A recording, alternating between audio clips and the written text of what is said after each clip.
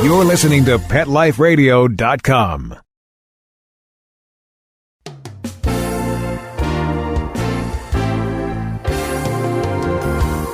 Victoria Shaffer, aspiring actress, babysitter extraordinaire, college student, and animal enthusiast, is on her own for the first time in New York City.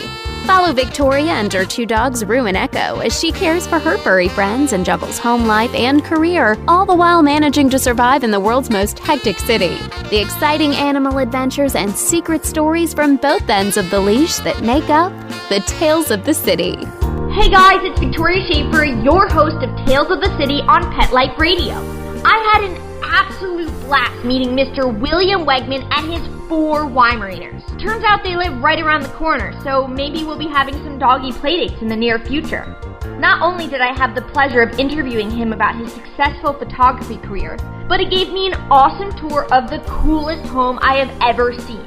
Every corner we turned, there was another art studio filled with incredible work. Oh yeah, and several attractive male assistants. It was never ending. My favorite part was riding the freight elevator down to the costume room where he stores all these crazy outfits and plastic arms and legs for photo shoots with his dogs. Meeting his dogs made me feel like my dogs are capable of being doggy superstars too. Off camera, his Weimaraners are just as wild as mine, ricocheting off every piece of furniture, turning every room into their playroom. So stick around, because after these commercials, I'll be sharing my interview with Mr. William Wegman. It's filled with tons of tricks on how to capture a great picture of your dog, as well as creative ways to exercise and train your dog in New York City. Stay tuned. Sit and stay. Tales of the City will be right back in 2 shakes of a, well, tail. Introducing the new Bret Michaels Pets Rock collection exclusively at PetSmart. I created it for the pets that rock your world. Shop the Bret Michaels Pets Rock collection and celebrate PetSmart's 25th anniversary with up to 25% off thousands of items on the PetSmart site. Plus free shipping on orders of $49 or more. Go to PetSmartDeal.com. That's PetSmartDeal.com. PetSmartDeal.com. Coast to coast and around the world, it's All Behave with Arden Moore. Find out why cats and dogs do the things they do, and get the latest buzz from wagging tongues and tails in Rin Tin Tinseltown. From famous pet experts and best-selling authors to television and movie stars, you'll get great tail-wagging pet tips and have a fur-flying fun time. All Behave with America's pet edutainer, Arden Moore. Every week on demand, only on PetLifeRadio.com.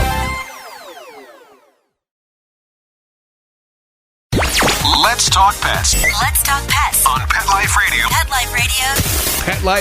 PetLifeRadio.com.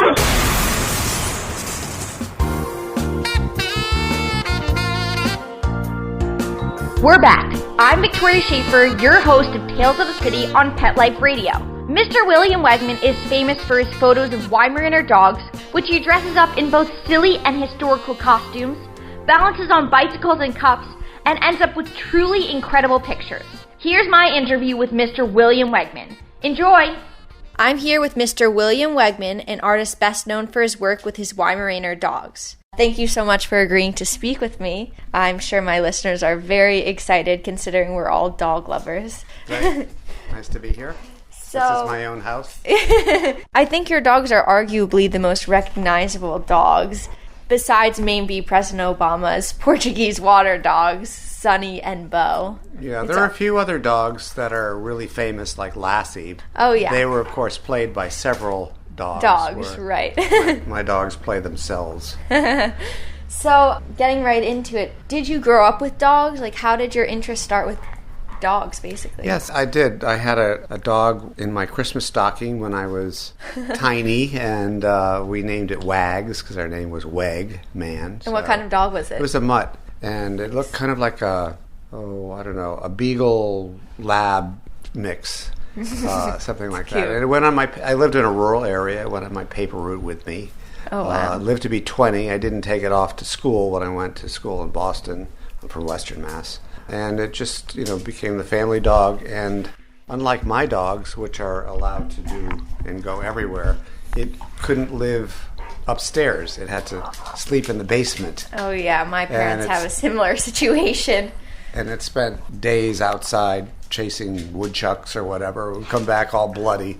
But it lived a long, healthy life, so can't argue with that. Yeah, wow. So when did you begin photographing? What was your first subject or series that you did? When I moved to California, when I was in my mid-20s, the deal was we would get a dog. I was married to Gail Wegman, and she loved dogs. And you're getting some dog sounds here. She liked short-haired, thin dogs, kind of like herself. Oh, and yeah? So we were looking for Dalmatians, and one didn't turn up in our... that looked right. So I remember someone said, how about Weimaraners? They kind of fit that description. And there was an ad in the paper for Weimaraners, $35. Wow. In Long Beach, California. So we went to look. And I still wasn't quite sure because I thought as an artist I was too busy to have a dog. Mm-hmm. And I didn't really want one. It was fine, a family dog, but... Right. But anyway, I ended up flipping a coin, and 5 out of 5, it was tails. So we brought Man Ray home, and I named him Man Ray after the artist Man Ray. Wow, And, so it was just a coincidence that you started with Weimaraners. It wasn't... Yes, I didn't get him on purpose, and I had just started to make videos and photos. This was 1970, and the portable video had just come out. And so I remember he became very quiet and attentive when I would aim this device at him. Wow. And so that's how it started. So Man Ray started the whole thing. Yeah, well, I was doing a lot of other short, funny bits with the video and with the photo, but and even then, the dog was in not everything, but some. But right. It certainly became a memorable component of my work. And before long, I became known as the guy with the dog. Whether he was in a picture or not, it was, where's the dog? He's not in that picture. Did you ever consider photographing other breeds after that, or you just continued no, with and I didn't Weimaraners? really think of him so much as a dog. There was something non-dog-like about him. He wasn't very doggy. He looked kind of mysterious, a little bit scary. He wasn't exactly like cute. He's always thinking about something. Yeah, there was something kind of sinister and also gray, which later when I got my second dog and started to use her in costumes and in other positions, she became, their nickname, the Weimaraner, their nickname is the Gray Ghost. Oh, wow. So I thought of them as kind of the ghost for my ideas. And do you only photograph your own dogs? I photographed a lot of other dogs. Do people call you asking, oh, can you photograph my dog? Yes. I love your work. We do that on and occasion. And you do that. Yesterday I photographed a Vizsla, which is a similar looking dog. People flew their dog all the way in from Michigan or Minnesota or one of the M's in the Midwest there. And we photographed this dog. And how does that go? It was not good. It was... Chaos. Some dogs are amazing, and they just, as soon as they see the flash, it's like babies. When you see the flash from the strobes, babies smile. Or they cry. I don't know. Yeah. So this dog I think was afraid of thunder and lightning, so the strobe lights reminded her of that. Oh. So I had to end up using her in motion, so we'd get her playing rather than just sitting with stuff on her. So you got to get creative. So you have to really adapt. Yeah. And how many dogs do you have currently? I have 4, 2 old, 2 young. Can you name them all? I can't remember their names. There are too many. Let's see. There's Bob and Ray. His name is, I named him after the comedians Bob and Ray. And so I call him Bobbin, which is also like a sewing device, right? Right. The Bobbin. He's 14. He's the great-grandson of Faye Ray, my second dog. And after that is, then there's Candy, who's 13. Who barks for food and wants to go under the covers. So now he wanted to go out. So one of the things it's nice out. I mean, yeah. I think dogs like the snow maybe more than people. Yeah, they So you were naming 2 more dogs. Oh yeah, Candy, who's was the mate 13. of Bobbin, and they ended up having a litter of 5. And so the one that I loved the most, because she was so amazing, we named Penny, because it sort of was symmetrical to Candy, like Penny Candy. So her name was Penny. She became my absolute best, easiest model. For instance, she was the cover of the National Geographic on the dog genome. Wow. And she was just fantastic. I've had a lot of really great dogs. I've had 10 10 in all? Yeah. Are they all like bred from your previous dogs, or sometimes you venture out and get... No, the latest two are Venture, the one that's jumping on me right now. His name is Flo, comes from Syracuse, and I met her as a puppy. I've been taking puppy Weimaraner pictures occasionally whenever there's a litter with people that know me. They'll bring me the litters to photograph. Oh, that's so cute. And it ends up in a calendar sometimes. So Flo was one of those. Wow. And Flo was very attached to Penny. And how I would work with her while I was doing this National Geographic cover is I would put Penny on the modeling stand right next to Flo, right next to Penny, so she would get used to it. Right. And she got very addicted to having her picture taken. So I kind of trained her to do that. So they're completely aware of the situation. Yeah, absolutely. You don't sneak up on them. So where do you get your inspiration for every shot? I think it's probably from what I'd done in the past and the space I'm in, which factors in a lot. And but most of all, the dog, what they're like, how they sit, stand, look, their lines, and all of that. And where do you get all the amazing costumes and props for each shoot? Yeah, I don't spend much money on that stuff. Really? Yard sales, thrift stores. So just awesome and finds. Afterwards, I'll take you down to the storage room where all of these costumes are, so you can have a look. Amazing. Yeah. Okay, so obviously some of your shots are very complex. Like, it requires a lot of balancing from your dog to focus or to be sleeping or intertwined. Do you train your dogs, or do you have a dog trainer? Do you watch the dog whisperer? No, I do my own whispering. They're always trained on the job. I never train them elsewhere. They're just there, and somehow the fact of elevating them is one thing. If you put them up higher than they seem to like that, because I think they always want to be as tall as you.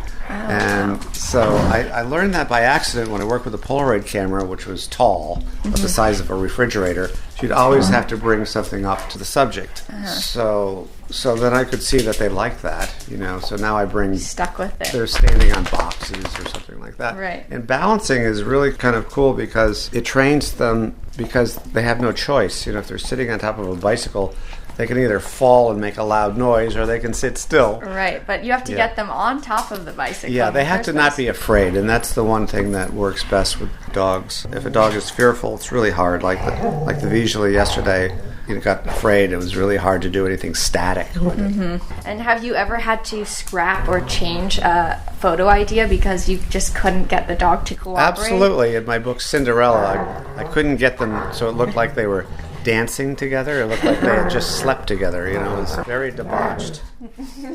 Do you travel with your dogs? Like, I guess you travel for work.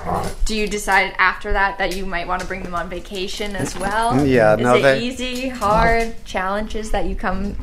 They don't fly, but they'll be in the back of my car, and I have an SUV. Hey, come on. I'm talking here. Silly. These two are really nuts.